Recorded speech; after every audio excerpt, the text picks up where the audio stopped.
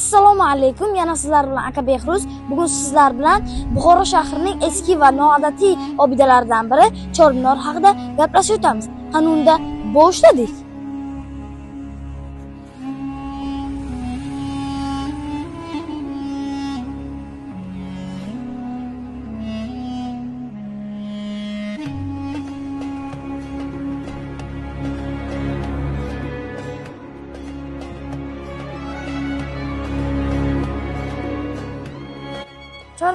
Chorminor Buxoro shahrining eski qismida, Labi Havuzdan unchalik ham uzoq bo'lmagan joyda joylashgan.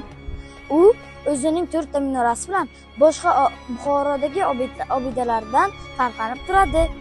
Chorminor 18-asr boshlarida, taxminan 1807-yilda boy savdogar va xayriyachi Xalif Niyozqul tomonidan qurdirilgan.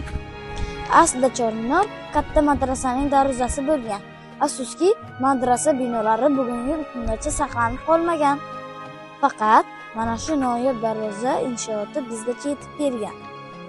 Chorminor so'zi fors-tojik tilidan tarjima qilinganda 4 minora degan ma'noni anglatadi. Har bir minora o'ziga xos shakl va bezaklarga ega bo'lib, ular dunyoning turli madaniyatlari ramzlarini aks ettiradi degan qarashlar mavjud.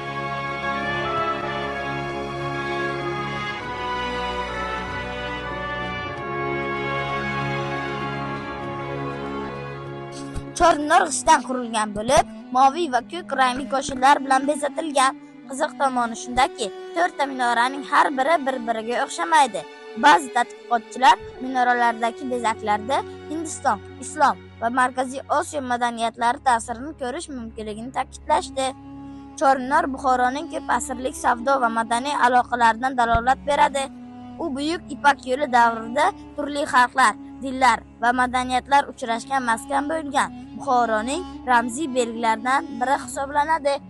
Shuncha ma'lumot berdim. Kelasizmi, yo'qmi? Chorminorga ko'plab davlatlardan sayyohlar keladi. Ushbu obida O'zbekiston me'moriy merosi sifatida davlat tomonidan qo'riqlanadi. Afsuski, bu yer yo'q ekan, bo'lmasam sizlarga bu yerni ko'rsatar edim. Chorminor bu shunchaki 4 minora emas, u tarixiy obyekt.